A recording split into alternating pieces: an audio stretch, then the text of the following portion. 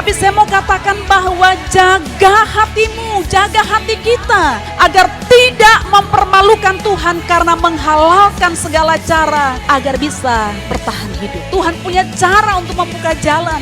Tuhan punya cara untuk mencukupkan setiap kebutuhan kita. Asalkan kita taat dan setia melakukan firman Tuhan.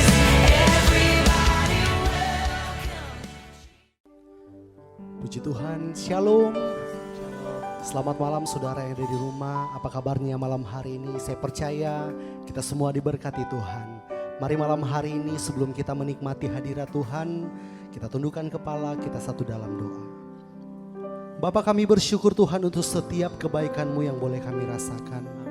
Terbukti malam hari ini Tuhan, kami boleh ada sebagaimana kami ada semua karena kemurahan Tuhan.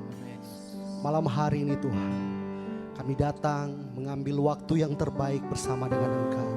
Engkau melihat kerinduan hati kami. Kami rindu mempersembahkan penyembahan yang terbaik hanya buat Engkau.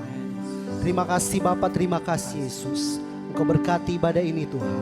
Dari awal, pertengahan sampai akhirnya. Biarlah nama Tuhan yang dipuji dan dipermuliakan. Terima kasih Bapa, terima kasih Yesus. Kami berdoa. Haleluya. Amin.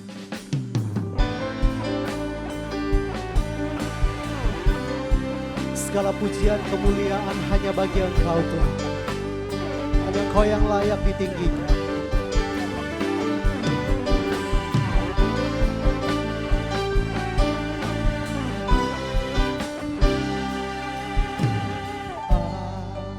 Alam semesta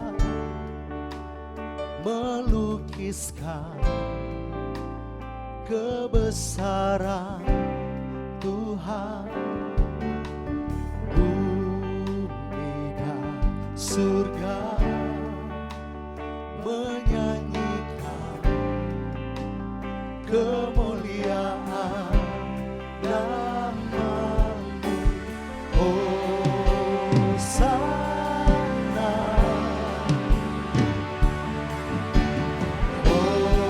Hosana. Mari angkat tanganmu, katakan layak dipuji, disembah, Kaulah yang bertata dulu, sekarang, dan selamanya. Raja atas segala raja, nama-Mu besar termulia. Kita kasih tepuk tangan bagi Tuhan kita. Haleluya. Mari sama-sama katakan pujian ini. Alam semesta melukiskan kebesaran Tuhan. Bumi dan surga menyanyikan kemuliaan nama-Mu. Hosana,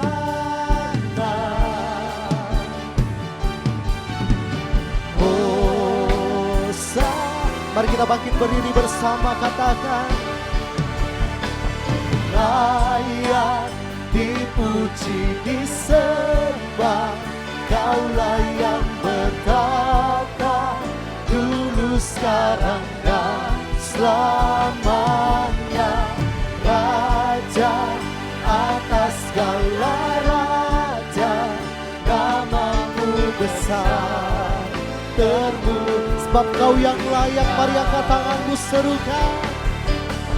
Layak dipuji, disembah, Kaulah yang bertata dulu, sekarang, dan selamanya.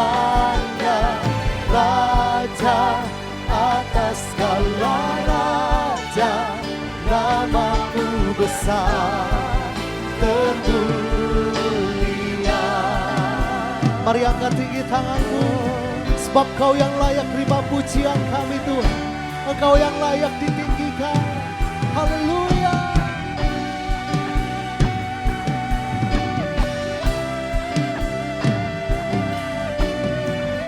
angkat tanganmu. Hosana,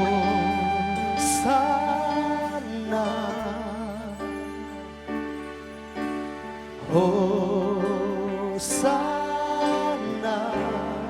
lagi katakan Hosana,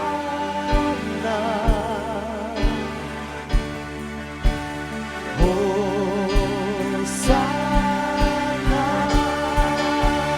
Oh, layak dipuji disembah, Kaulah yang bertata dulu, sekarang dan selamanya.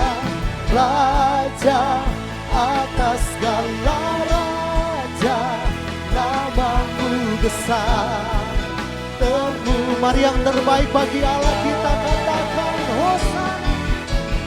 Layak dipuji disembah, Kaulah yang bertata dulu, sekarang dan selamanya. Raja atas segala raja, namamu besar termulia, namamu besar termulia, namamu besar termulia.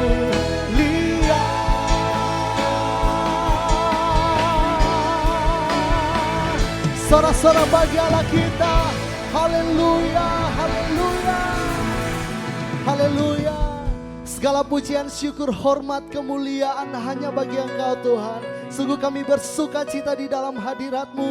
Kami mau lebih lagi bersuka cita. Saudara yang bersuka cita sama-sama dengan saya katakan amin. Kita kasih tepuk tangan bagi Tuhan kita yang luar biasa. Sebab Engkau Raja di atas segala raja. Kau yang layak dimuliakan Tuhan.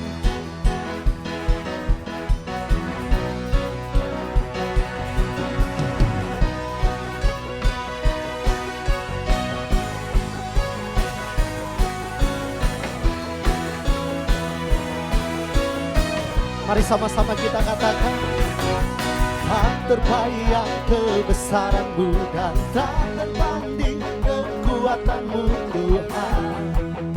Kau megah bagiku, amin.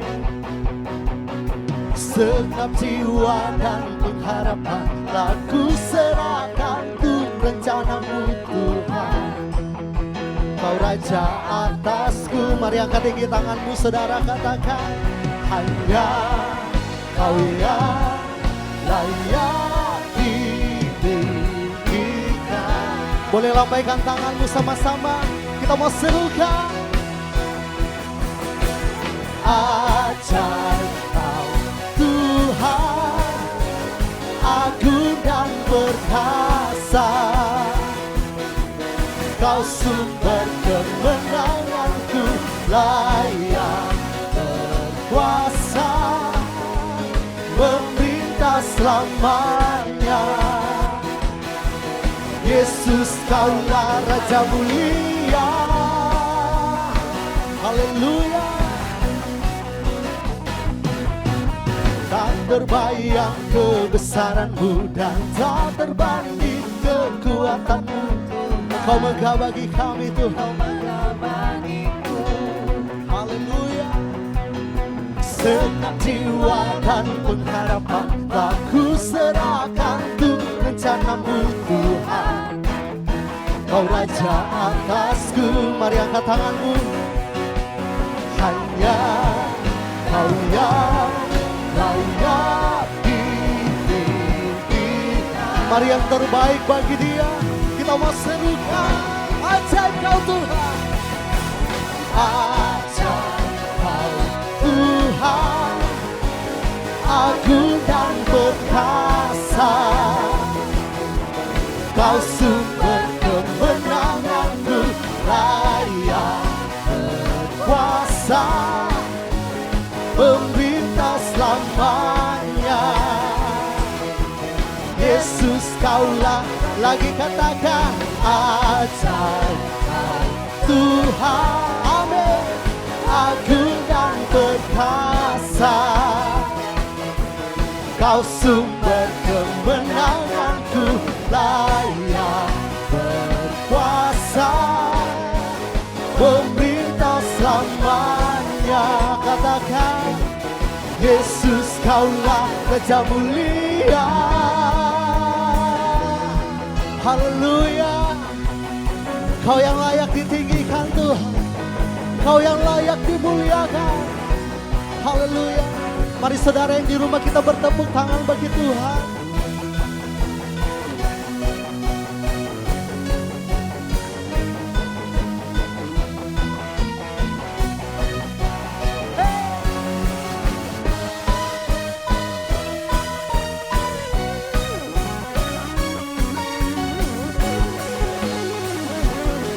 Mari sama-sama angkat tanganmu, katakan, Kau yang layak ditinggikan. Mari sekali lagi katakan, hanya Engkau yang layak ditinggikan Tuhan. Hanya Kau yang layak ditinggikan. Lebih sungguh, sama-sama kita mau serukan. Hanya Kau yang layak ditinggikan. Hanya Kau Tuhan. Hanya Kau yang layak ditinggikan. Mari angkat tinggi tanganmu, sama-sama kita mau katakan, ajaib Tuhan, agung dan perkasa, amin. Kau sumber kemenanganku, layak berkuasa, memerintah selamanya. Yesus kaulah Raja mulia.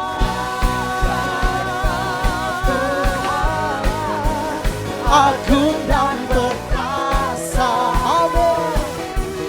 Kau sumber kemenanganku, layak berkuasa, pemerintah selamanya. Yesus kaulah Raja mulia.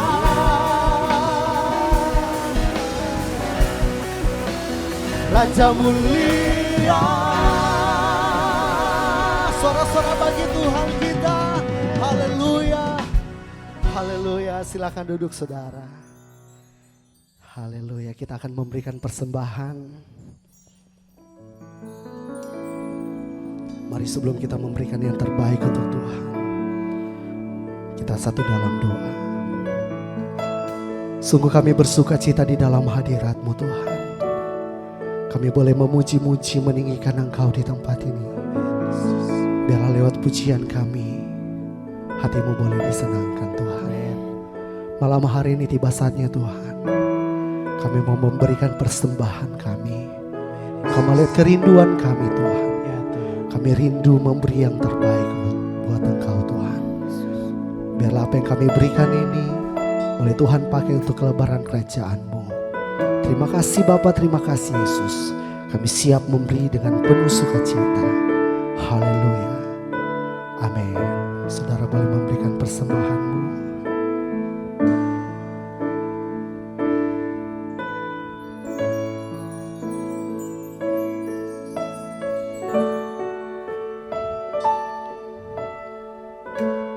Banyak yang Kau perbuat di dalam hidupku. Rancangan indahmu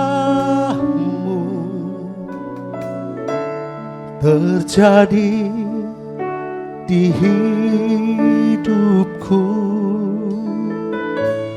Bapa yang mengerti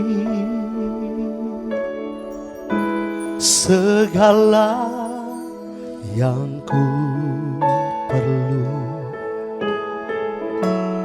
Kasih-Mu sempurna,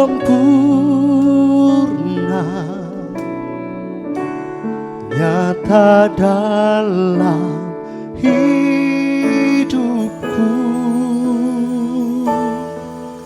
Ku bersyukur Bapa, ku bersyukur Tuhan, buat kasih setia-Mu di dalam hidupku. Ku bersyukur,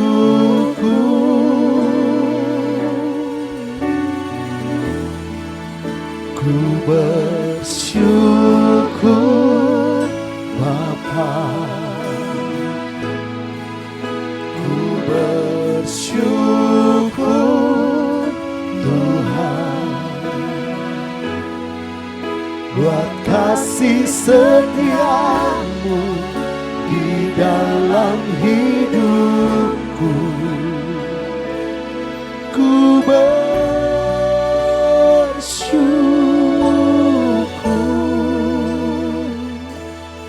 Tuhan. Boleh kita kasih tepuk tangan bagi Tuhan kita. Mari sama-sama katakan. Banyak yang Kau perbuat di dalam hidupku, rancangan indah-Mu terjadi di hidupku.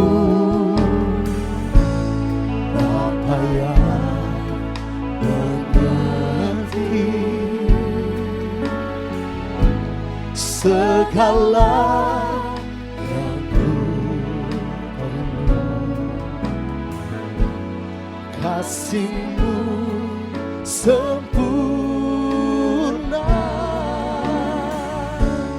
nyata dalam hidupku.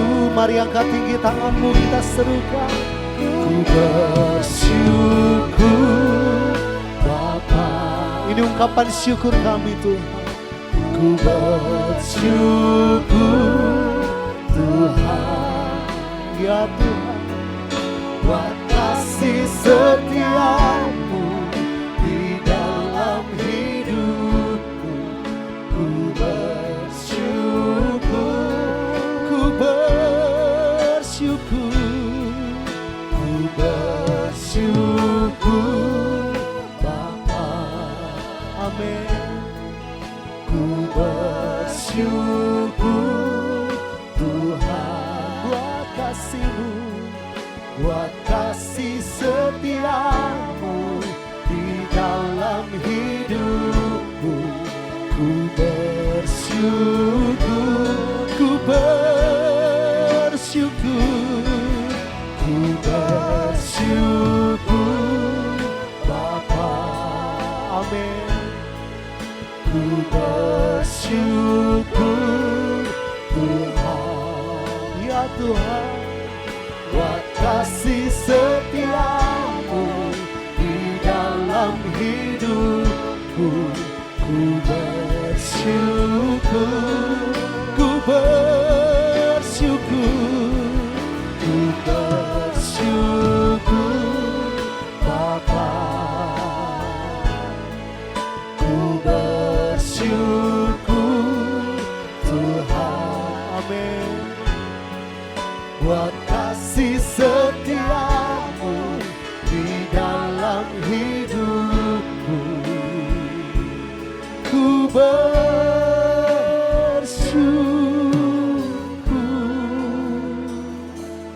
Tuhan.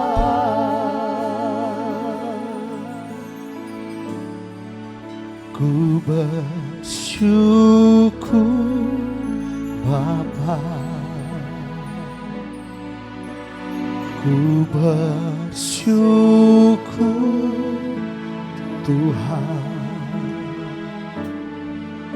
buat kasih setiamu di dalam hidupku. Ku bersyukur,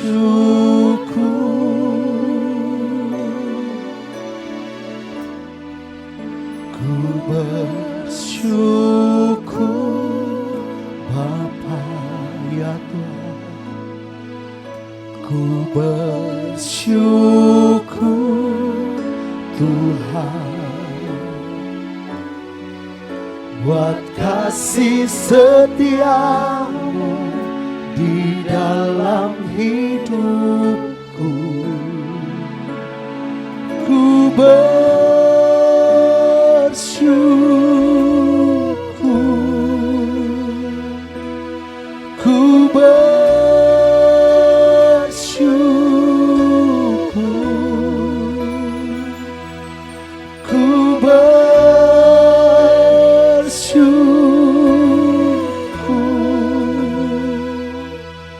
Tuhan.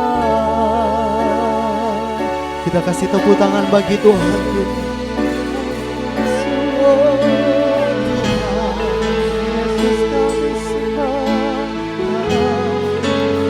Kami bersyukur Tuhan buat kebaikan-Mu.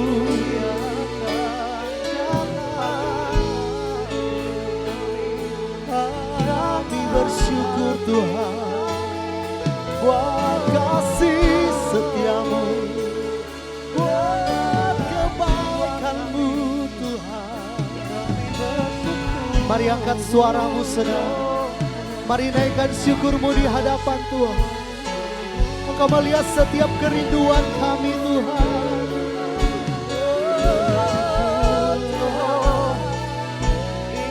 Bersyukur haleluya, terima kasih Tuhan, terima kasih, haleluya, terima kasih Tuhan. Kami bersyukur sebab kebaikan-Mu nyata dalam hidup kami Tuhan.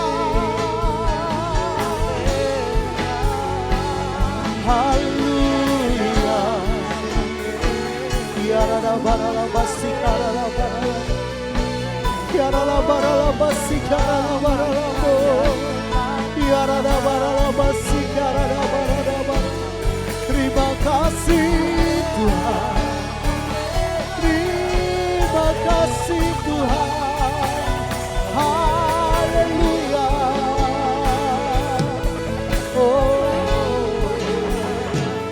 Besar anugerah-Mu bagi kami. Engkau baik Tuhan. Haleluya. Oh Yesus Tuhan. Terima kasih Tuhan.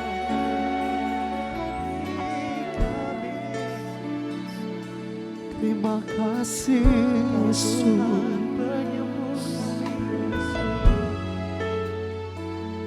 Terlalu baik Engkau dalam hidup kami Tuhan. Ya Yesus. Sehingga Engkau tidak pernah meninggalkan kami.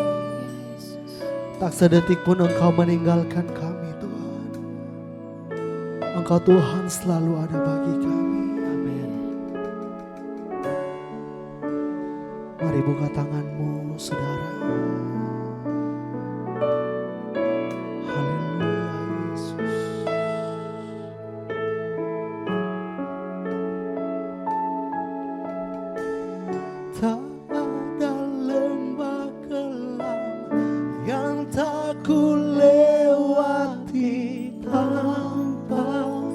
Hadir-Mu, hatiku takkan gentar, sebab ku tahu tangan-Mu yang menopangku.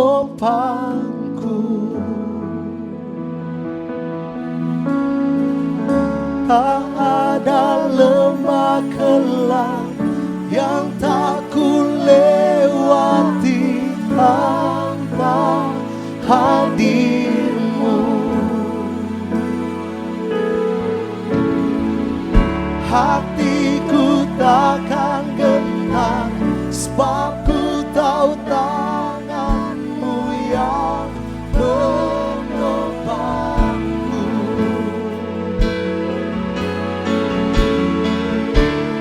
Kaulah Yesus, Kaulah Tuhan, hanya Kau ku percaya. Mari angkat tanganmu, serukan. Kaulah Yesus, Kaulah Tuhan, harapan hidupku. Mari kita bangkit berdiri. Haleluya, mari angkat tanganmu. Ku bersyukur Bapa, ku bersyukur Tuhan. Amin. Buat kasih setiamu di dalam hidupku, ku bersyukur, ku bersyukur, ku bersyukur Bapa, ku bersyukur Tuhan. Amin. Buat kasih setiamu di dalam hidupku, ku bersyukur,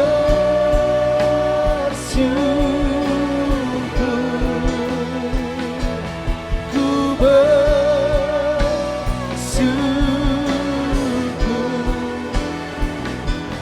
ku bersyukur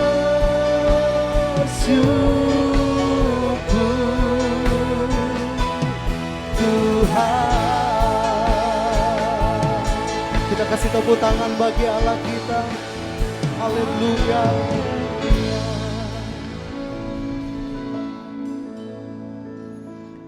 Segala pujian, hormat, syukur bagi Kristus Yesus Tuhan. Sebab kami ada, kami hidup sampai hari ini bukti berkat kemurahan Tuhan dalam kehidupan kami. Terima kasih Tuhan untuk kasih setia Tuhan yang Tuhan sudah nyatakan dalam kehidupan kami, yang melingkupi hidup kami. Terima kasih banyak Bapa untuk setiap hal yang baik yang Tuhan sudah kerjakan dalam kehidupan kami. Malam hari ini Tuhan kami datang, kami ada malam hari ini, kami mau belajar kebenaran firman-Mu. Mari berkati hamba-Mu Tuhan, apa yang menjadi persiapan hamba dapat jadi berkat buat kami semua dalam ketidaksempurnaan. Kiranya Tuhan yang mengurapi, Roh Kudus yang menuntun mulut bibir lidah hamba-Mu ini supaya menyampaikan apa yang menjadi kehendak Tuhan. Kami siap mendengarkan firman-Mu, di dalam nama Yesus Kristus kami berdoa, haleluya, amin. Selamat malam Bapak Ibu Saudara, dimanapun Bapak Ibu Saudara berada. Doa saya selalu kita semua dalam keadaan baik, sehat, bahkan diberkati Tuhan, katakan amin. Malam hari ini Bapak Ibu saya akan sharing sebuah kebenaran firman Tuhan dengan tema yaitu ada kemurahan Tuhan di tengah krisis. Bapak Ibu Saudara, mari kita membuka ayat bacaan, ini ayat pengantar yang terambil di dalam Mazmur pasal 23 ayat yang ke-6. Mazmur pasal 23 ayat yang ke-6 dikatakan begini Bapak Ibu Saudara, saya bacakan. Kebijakan dan kemurahan belaka akan mengikuti aku seumur hidupku, dan aku akan diam dalam rumah Tuhan sepanjang masa. Ini perkataan Daud. Kemudian dalam Mazmur 30 ayat yang ke-6, Mazmur 30 ayat yang ke-6, sebab sesaat saja ia murka, tetapi seumur hidup ia murah hati. Sepanjang malam ada tangisan, menjelang pagi terdengar sorak-sorai. Bapak Ibu Saudara, kemurahan Tuhan saya percaya itu selalu ada dalam kehidupan saya dan Bapak Ibu Saudara dan kita semua. Kalau kita berbicara tentang kemurahan Tuhan, ada banyak ayat Alkitab yang menulis tentang kemurahan Tuhan.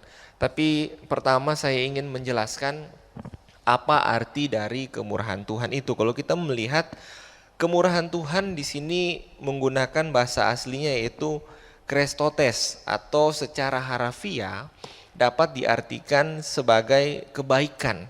Krestotes itu berarti sebuah kebaikan. Jadi ketika kita berbicara kemurahan Tuhan itu erat kaitannya dengan kebaikan.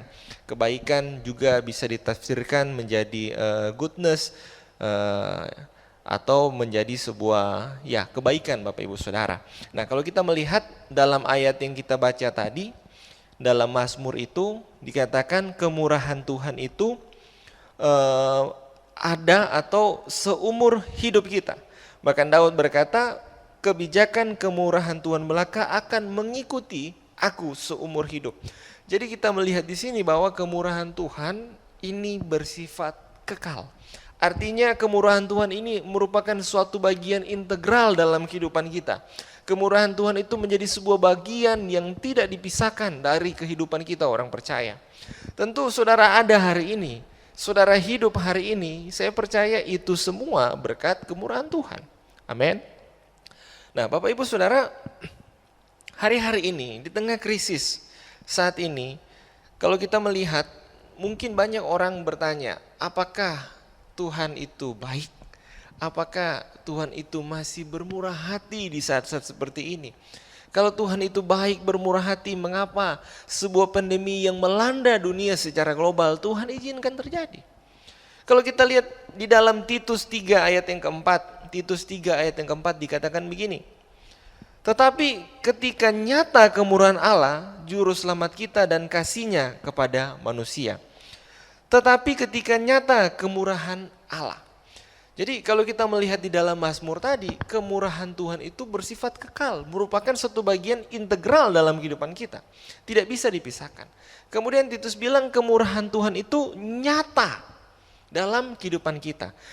Hanya kadangkala kondisi krisis seperti saat ini yang kita alami, sulit rasanya melihat kemurahan Tuhan itu selalu nyata dalam kehidupan kita. Jadi saudara, sebenarnya ada sebuah perbedaan, selalu ada dan selalu nyata.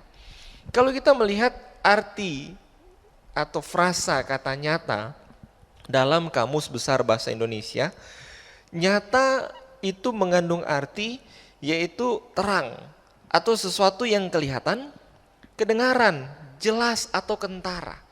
Jadi kalau kita bicara kemurahan Tuhan nyata, kemurahan Tuhan itu kelihatan, kemurahan Tuhan itu dapat didengar, kemurahan Tuhan itu dengan jelas atau dengan kentara dapat dilihat. Tapi pertanyaannya hari-hari ini banyak situasi kondisi yang kita alami hari-hari ini membuat kita berkata atau mungkin saudara bertanya, bahkan itu mungkin hanya sebuah perasaan dalam hati, bertanya, betulkah kemurahan Tuhan, kebaikan Tuhan itu nyata dalam kehidupan kita? Bapak Ibu Saudara, saya katakan kemurahan Tuhan itu selalu ada dan sifatnya kekal, melekat dalam diri orang percaya. Tapi faktanya kemurahan Tuhan itu tidak selalu nyata. Kalau kita berdasarkan frasa kata nyata tadi. Karena tidak selalu dalam season kehidupan kita dapat melihat kemurahan Tuhan itu. Mungkin di saat-saat krisis seperti ini orang bertanya, kalau Tuhan memang itu baik, kenapa saya bisa kehilangan pekerjaan? Kalau Tuhan itu bermurah hati, kenapa saya harus tutup bisnis saya selama masa COVID ini?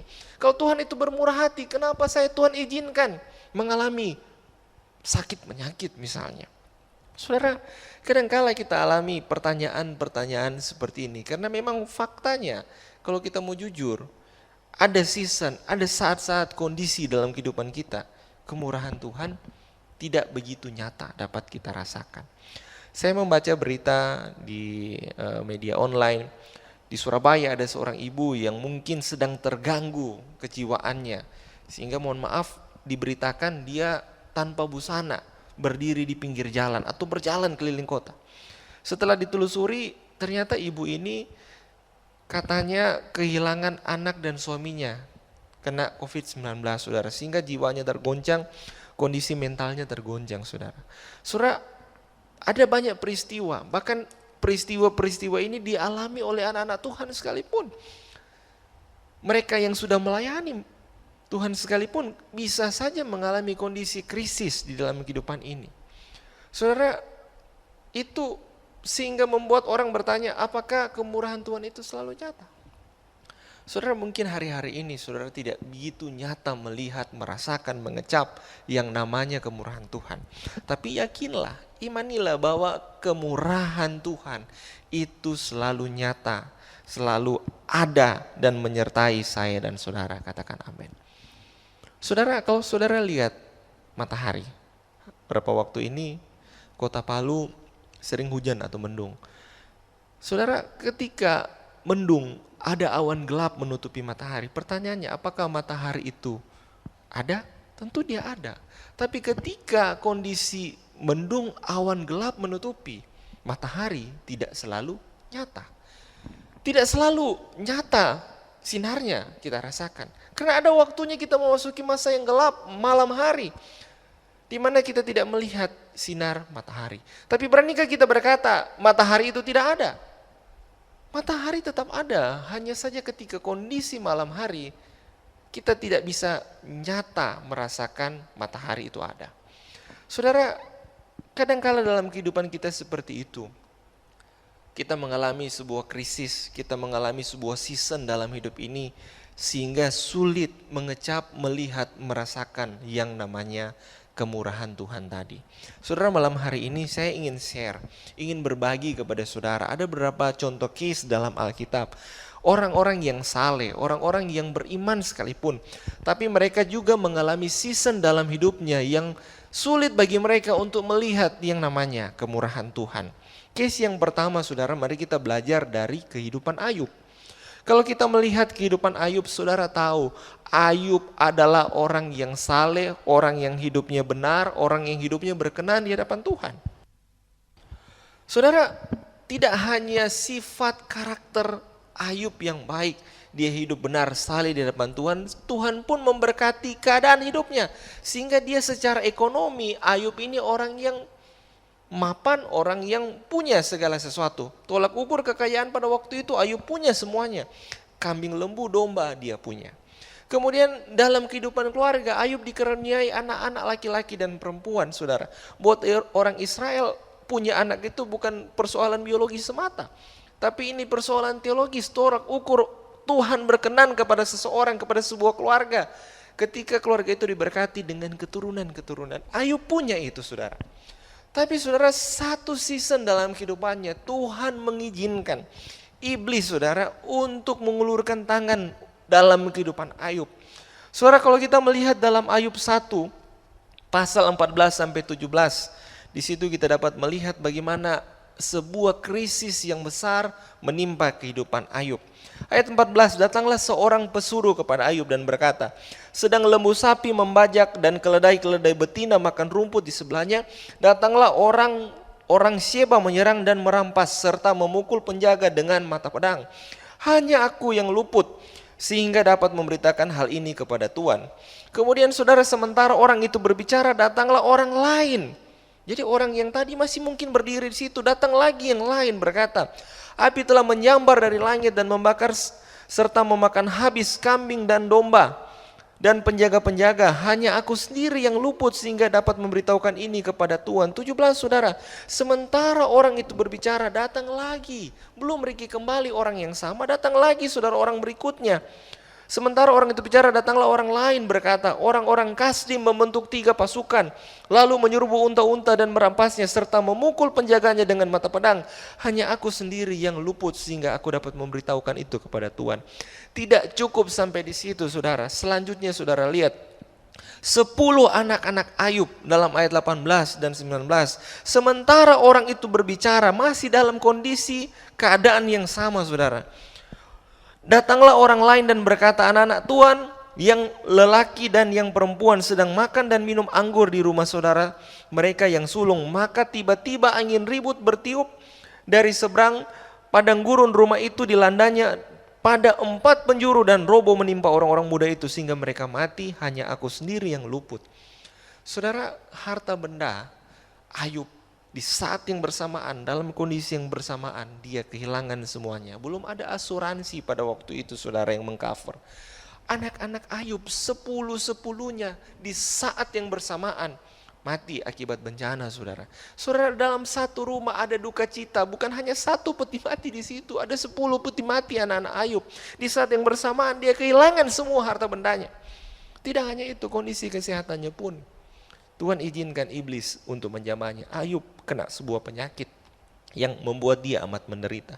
Saudara, pertanyaan saya, ketika dalam kondisi Ayub seperti ini, apakah Ayub melihat kemurahan Tuhan? Apakah kemurahan Tuhan nyata dalam kehidupan Ayub? Saudara, tentu di masa yang lalu Ayub pernah melihat, mengecap, merasakan kemurahan Tuhan. Tapi ada satu season dalam kehidupannya membuat Ayub sulit melihat kemurahan Tuhan. Saudara, memang Ayub awalnya tidak berbuat dosa dengan bibirnya, kata Alkitab. Kemudian saudara, tidak hanya itu, istri Ayub bahkan berkata begini, masih bertekunkah engkau dalam kesalehanmu? Kutukilah Allah dan matilah. Saudara, Ayub bilang apa? Engkau berbicara seperti perempuan gila. Apakah kita mau menerima yang baik dari Allah tetapi tidak mau menerima yang buruk? Dalam kesemuanya Ayub tidak berbuat dosa dengan bibirnya. Saudara, sebelumnya ini di ayat yang sama Ayub bilang istrinya gila, saudara. Sebenarnya dalam kondisi tertentu bilang gila itu tidak dosa juga, saudara. Ini Ayub bilang gila tapi tidak dicatat sebagai sebuah dosa. Dikatakan Ayub tidak berbuat dosa dengan bibirnya. Tapi bukan legitimasi buat saudara untuk berkata dengan sembarang orang gila. Saudara, kita lanjut. Dalam ayat-ayat selanjutnya, memang Ayub pada awalnya kuat, tapi dalam ayat-ayat selanjutnya kita melihat sisi kemanusiaan Ayub. Ayub mulai lemah dan dia mulai mempertanyakan apa yang Tuhan lakukan dalam kehidupannya. Ayub 3 pasal 23.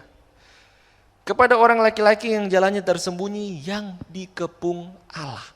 Ada kata dikepung Allah. Ayub berpikir seolah-olah Allah ini sedang mengepung dia.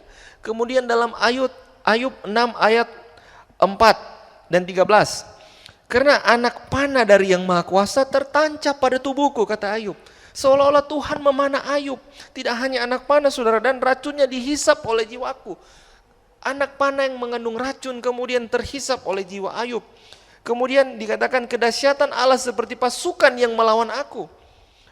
Bukankah tidak ada lagi pertolongan bagiku dan keselamatan jauh daripada aku? Dalam kemanusiaannya Ayub mulai mempertanyakan tentang kemurahan Allah atas hidupnya.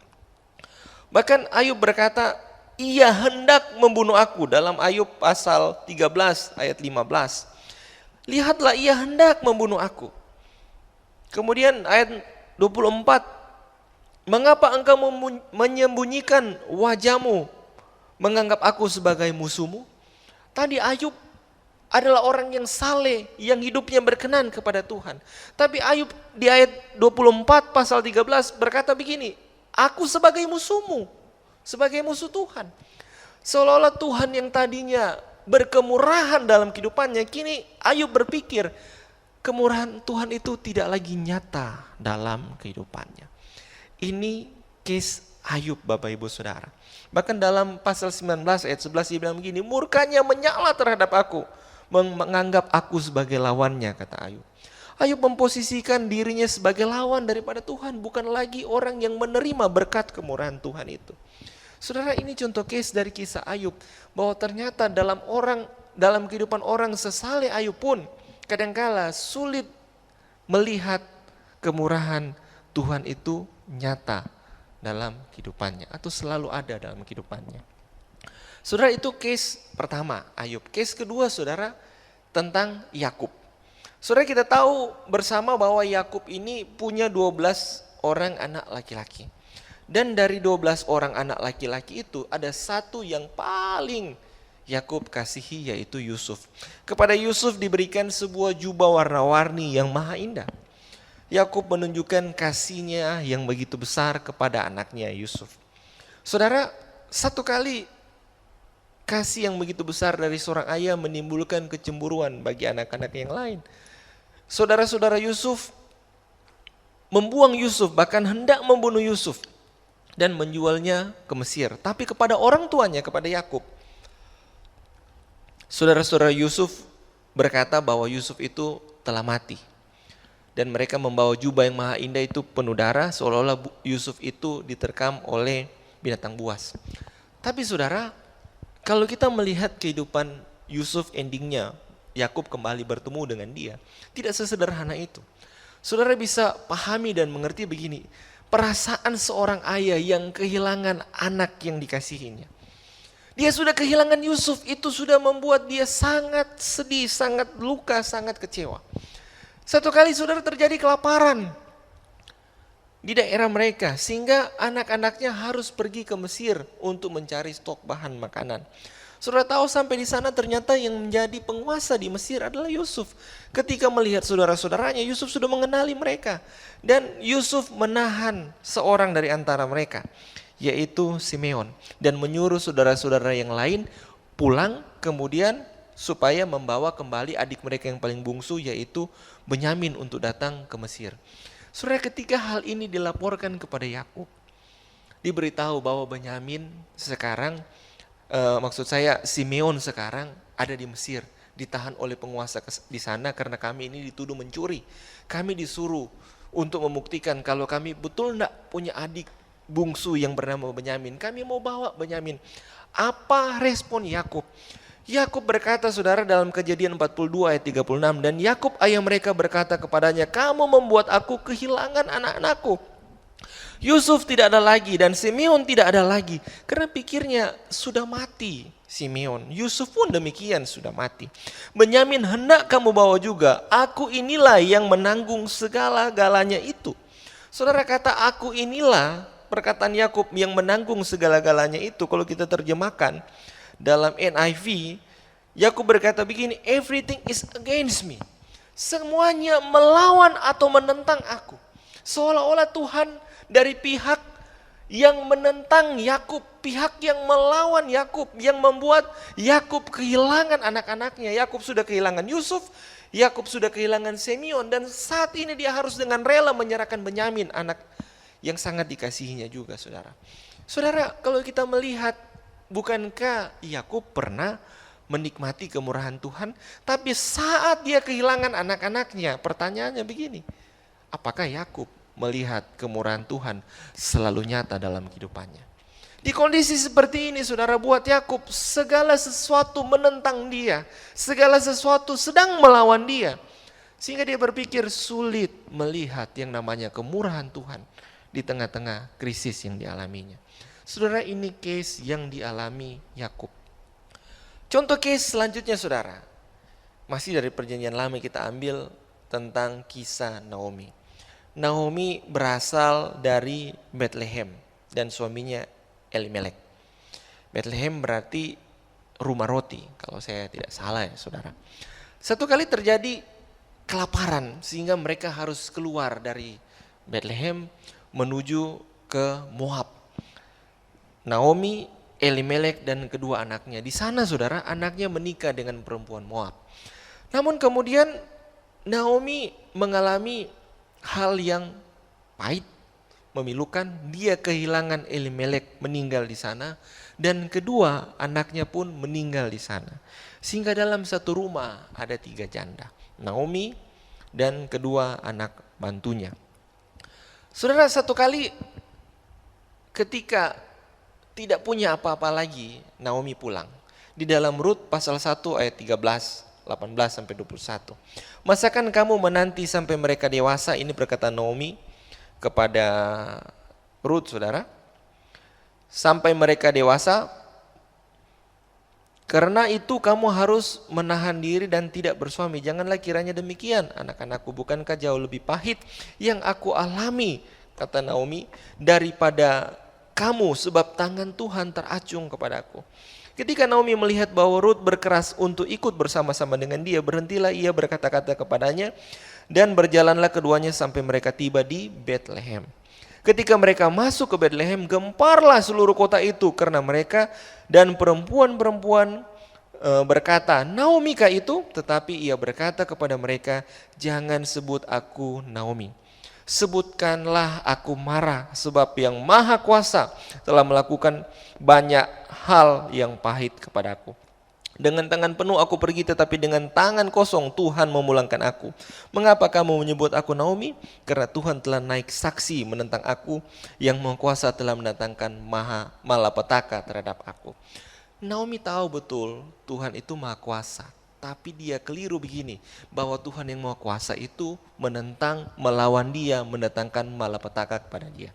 Dianggap kalau Tuhan yang Maha Kuasa itu menentang, mendatangkan malapetaka kepadanya, maka pertanyaannya, masihkah Naomi melihat kemurahan Tuhan di tengah-tengah krisis yang dialaminya? Tentu tidak, saudara. Naomi tidak bisa melihat kemurahan Tuhan di tengah krisis yang dialami. Makanya dia bilang, jangan sebut aku Naomi, panggil aku Mara. Naomi artinya menyenangkan, Mara artinya pahit. Saudara, Naomi berkata, tangan Tuhan teracung terhadap aku. Bahkan Tuhan yang Maha Kuasa itu mendatangkan malapetaka dan telah memulangkan dia dalam keadaan yang kosong. Naomi sulit melihat kemurahan Tuhan nyata dalam kehidupannya di masa-masa kelam, masa-masa krisis yang dialaminya. Saudara, pertanyaan saya begini, ada 3 contoh case yang saya share kepada saudara tentang kehidupan Ayub, Yakub, dan Naomi. Mungkin saat ini saudara pun sedang mengalami kondisi case yang sama. Secara fisik sulit kita melihat kemurahan Tuhan dalam kehidupan kita hari-hari ini. Kita tidak lagi mungkin melihat kebaikan Tuhan di tengah-tengah krisis ini. Lidah kita tidak lagi mengecap kebaikan-kebaikan Tuhan itu. Mata kita tidak lagi melihat bahwa betapa Tuhan itu sedang bermurah hati, sedang menunjukkan kemurahan dalam kehidupan kita. Saudara, tapi saya bilang kepada saudara, yakinlah, percayalah, imanilah, berpengharapanlah bahwa kemurahan Tuhan itu selalu ada, meskipun dia tidak selalu nyata menunjukkan kemurahannya. Saudara, mari kita kembali ke case kita tadi. Kita kembali ke case Ayub. Di saat-saat seperti itu memang sulit melihat kemurahan Tuhan itu nyata dalam kehidupannya. Tapi saudara bisa lihat di dalam pasal 42 kisah Ayub. Tuhan memulihkan keadaan Ayub 2 kali lipat. Dalam pasal 42 ayat 10-15. Lalu Tuhan memulihkan keadaan Ayub setelah ia meminta doa untuk sahabat-sahabatnya. Dan Tuhan memberikan kepada Ayub 2 kali lipat segala kepunyaannya yang dahulu. Kemudian ayat 12, Tuhan memberkati Ayub dalam hidupnya yang selanjutnya lebih daripada hidupnya yang dahulu. Saudara, Ayub mendapatkan kembali lebih dari apa yang sudah dia alami sebelumnya. Kehilangan yang Ayub sudah derita sebelumnya, Tuhan ganti 2 kali lipat. Anak-anaknya yang mati, Tuhan berikan kembali anak-anak yang baru buat Ayub, saudara. Di situ dikatakan ayat 15, di seluruh negeri tidak terdapat perempuan yang secantik anak-anak Ayub. Saudara, dari kisah Ayub ini juga kita bisa melihat, kita bisa belajar bahwa ketekunan Ayub ini menjadi sebuah pelajaran iman dalam kehidupan kita. Kalau kita lihat dalam Yakobus 5 ayat 11 dikatakan begini, sesungguhnya kami menyebut mereka berbahagia, yaitu mereka yang telah bertekun. Kamu telah mendengar tentang ketekunan Ayub dan kamu telah tahu apa yang pada akhirnya Tuhan sediakan baginya, karena Tuhan Maha Penyayang dan penuh belas kasihan. Saudara, dari kehidupan Ayub yang sulit melihat kemurahan Tuhan, pada akhirnya Tuhan memberkati dia, memulihkan dia 2 kali lipat dari keadaan sebelumnya. Kehidupan Ayub diangkat Tuhan, dipulihkan Tuhan, kembali dimuliakan oleh Tuhan. Saudara, ada masa dalam kehidupan kita mungkin kita tidak melihat kemurahan Tuhan, tapi yakinlah satu season akan ada kita kembali merasakan, menikmati kemurahan Tuhan. Karena firman Tuhan berkata, kemurahan Tuhan itu saudara, itu kekal, akan melekat seumur hidupan kita. Saudara, kemudian case yang berikut, yang kedua, dalam kisah Yakub. Saudara lihat dalam kisah Yakub, seolah-olah Yakub berpikir Yakub sudah kehilangan anak-anak yang dia kasihi. Dia kehilangan Yusuf, dia kehilangan Simeon, bahkan kini dia akan kehilangan Benyamin. Tapi pada akhirnya, saudara lihat Yakub kembali dipertemukan dengan Yusuf. Pertemuan yang sangat emosional. Yusuf dengan saudara-saudaranya, saudara. Yakub kembali melihat wajah anak yang dikasihinya dalam keadaan baik, dalam keadaan diberkati, bahkan dalam keadaan yang sangat-sangat powerful. Dia berkuasa pada waktu itu. Dia mendapati lagi Yusuf, dia mendapati Benyamin, dia mendapati lagi Simeon. Saudara, Yakub kembali melihat yang namanya kemurahan Tuhan. Kemudian bagaimana dengan kisah Naomi, saudara? Saudara, Naomi di Moab dia mengalami hal yang pahit dalam kehidupannya. Dia berpikir tidak ada lagi yang bisa saya harapkan. Tuhan yang Maha Kuasa ini sudah menentang saya. Tuhan yang Maha Kuasa ini sudah mengacungkan jarinya terhadap aku. Bagaimanakah mungkin dia akan bermurah hati? Tapi nyatanya Tuhan bermurah hati dalam kasus Naomi. Dalam Rut pasal 4 ayat 14-17. Kalau kita lihat dalam pasal selanjutnya di situ dikatakan, kita lihat di situ Naomi mendapat kembali kemuliaannya. Karena Naomi ditebus oleh sanak keluarga Elimelek, yaitu Boas. Sehingga Rut menikah dengan Boas.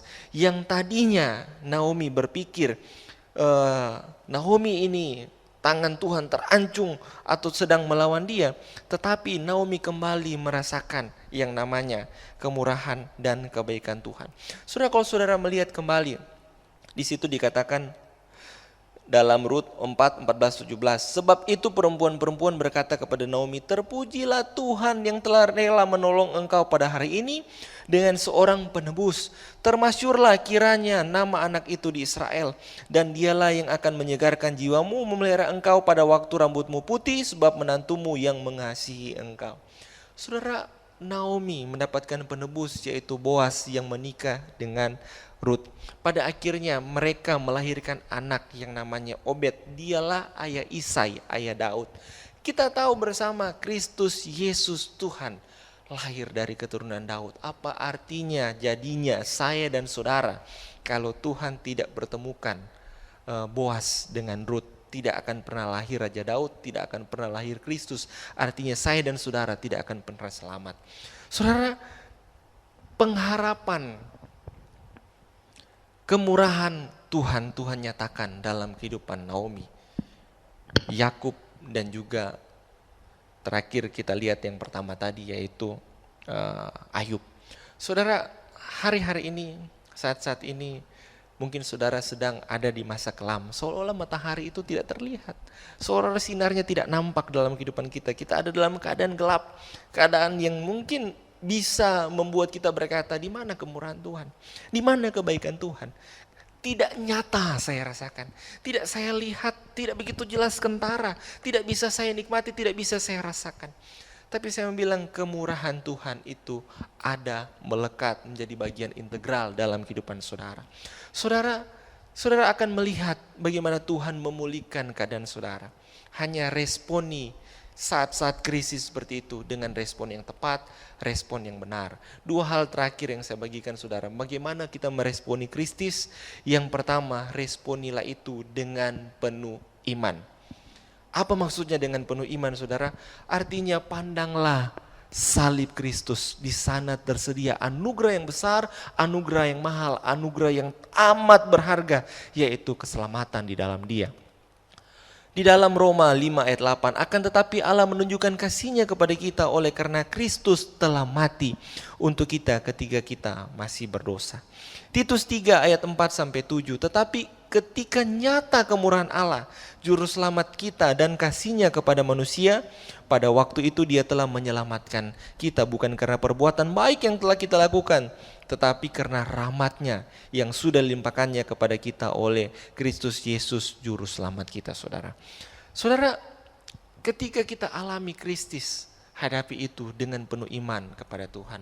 Pandanglah Kristus dan salibnya. Di sana telah tersedia anugerah yang besar, anugerah keselamatan yang saya dan saudara peroleh di dalam Dia.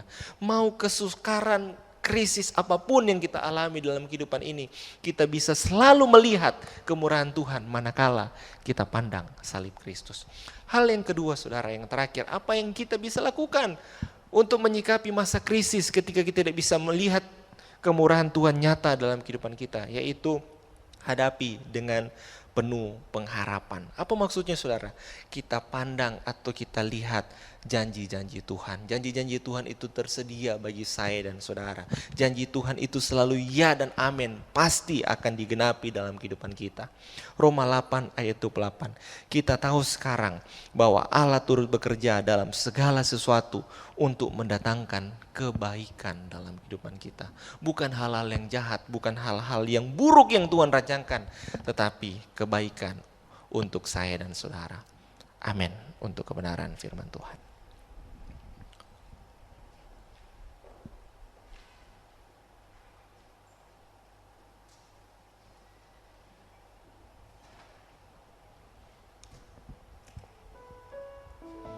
Mari kita angkat satu pujian saudara, meresponi firman Tuhan ini. Haleluya. Oleh karena kemurahan Tuhan, ku ada sampai hari ini. Oleh karena kebaikan Tuhan, janji-Mu terjadi bagiku. Oleh karena kemurahan Tuhan, ku ada sampai hari ini. Oleh karena kebaikan Tuhan, janji-Mu terjadi bagiku. Ku sembah Kau Tuhan, ku mengangkat tanganku, selamanya Kau ajaib bagiku. Ku sembah Kau Tuhan, ku mengangkat wajahku, selamanya Kau hebat bagiku. Ku sembah Kau Tuhan, ku mengangkat tanganku, selamanya Kau ajaib bagiku. Ku sembah Kau Tuhan, ku mengangkat wajahku, selamanya Kau hebat bagiku.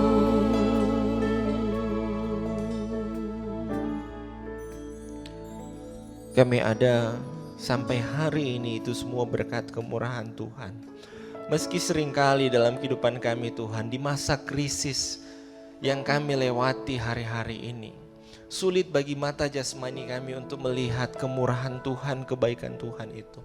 Sulit kami Tuhan untuk merasakan kebaikan Tuhan di tengah krisis yang kami alami. Tapi kami percaya, kami yakin ketika kami memandang dengan mata iman kami memandang kepada salib Kristus, anugerah terbesar Tuhan sudah berikan dalam kehidupan kami.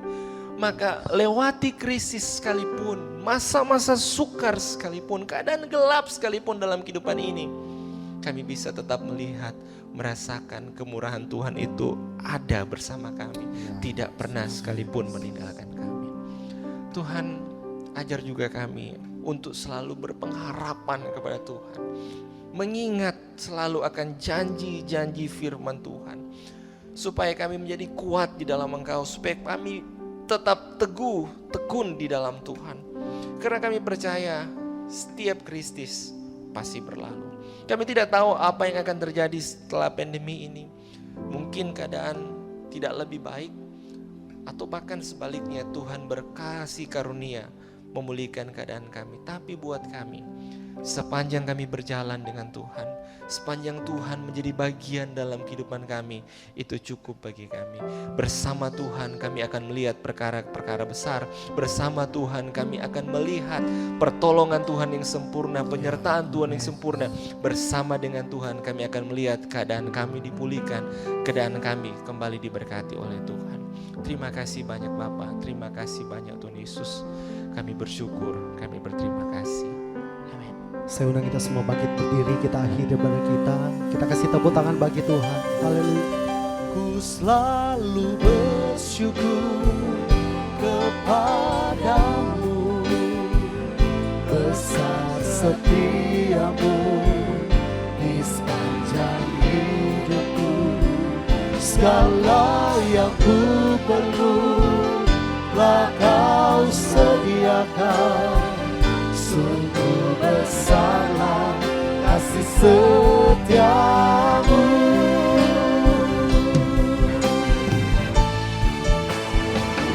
Ku selalu bersyukur kepadamu, besar setiamu di sepanjang hidupku.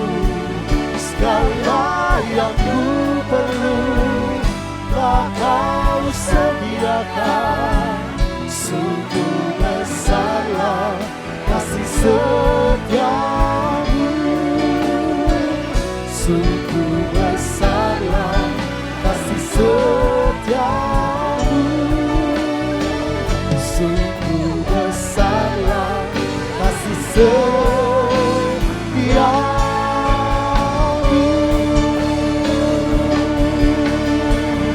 Kasih tepuk tangan bagi Allah kita. Haleluya. Di akhir ibadah kami Tuhan, kami kembali menyerahkan kehidupan kami sepenuhnya dalam tangan Tuhan. Mari berkati setiap jemaat Tuhan dalam keseharian kehidupan mereka. Berkati dengan berkat yang berkelimpahan. Tuhan cukupkan apa yang menjadi kebutuhan kehidupan sehari-hari. Tuhan menyediakan apa yang menjadi keperluan mereka, apa yang menjadi kebutuhan mereka. Dalam segala aktivitas jemaat Tuhan, Tuhan terus menyertai, melindungi, memberkati. Dimanapun jemaat Tuhan berada beraktivitas, penyertaan Tuhan sempurna, dijauhkan dari malapetaka, musibah, mara bahaya, sakit, penyakit. Kami tolak halaukan dalam nama Yesus. Bahkan setiap usaha pekerjaan jemaat Tuhan senantiasa diberkati Tuhan. Berkat yang melimpah, berkat yang daripada Tuhan, Tuhan curahkan dalam setiap usaha mereka. Mereka yang berusaha toko, Tuhan berikan pelanggan dan keuntungan. Dalam bidang jasa juga Tuhan kirimkan klien-klien. Bahkan mereka yang bekerja sebagai pegawai, sebagai karyawan, berkat Tuhan ada atas mereka. Tuhan pakai mereka jadi alat kemuliaan nama Tuhan dalam kehidupan pekerjaan mereka. Kami juga berdoa Tuhan untuk setiap pelayan-pelayan Tuhan, hamba-hamba Tuhan yang ada di gereja ini, bahkan setiap staf Bethel Media dan semuanya ambil bagian dalam pelayanan ini. Kami percaya apa yang kami lakukan menjadi sesuatu yang berkenan dan menyenangkan hati Tuhan.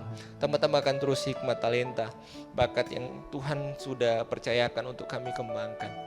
Berkati gembala sidang kami dimanapun dia berada, keluarganya diberkati, pelayanannya diberkati, kehidupannya diberkati, hidupnya dipakai untuk memuliakan dan memberi hormat kemuliaan untuk Tuhan, sehingga membawa jemaat Tuhan lebih lagi dekat dengan Tuhan. Terima kasih banyak Bapa. Terima kasih Tuhan Yesus. Mari Bapak Ibu Saudara jemaat Tuhan, angkatlah tanganmu, arahkanlah hati dan pikiranmu pada Tuhan. Ucaplah syukur pada Tuhan. Haleluya, haleluya, Tuhan, kami bersyukur. Terima kasih Tuhan, Engkau baik Tuhan. Terima kasih Yesus, terima kasih Tuhan. Haleluya. Terima kasih. Kekasih-kekasih Tuhan, arahkanlah hati dan pikiranmu kepada Tuhan. Terimalah berkat daripada Tuhan. Tuhan memberkati engkau dan melindungi engkau. Tuhan menyinari engkau dengan wajahnya dan memberi engkau kasih karunia. Tuhan menghadapkan wajahnya kepadamu dan memberi engkau damai sejahtera. Untuk itu terimalah berkat dari Allah Bapa, cinta kasih dan sayang dari Tuhan Yesus Kristus, penyertaan dan kuasa dari kuat kuasa Roh Kudus memberkati kita semua hari ini, esok, bahkan sampai Maranatha, Yesus datang kali yang kedua. Semua yang percaya dan terima berkat Tuhan katakan amin. Amin. Selamat malam, Tuhan Yesus memberkati.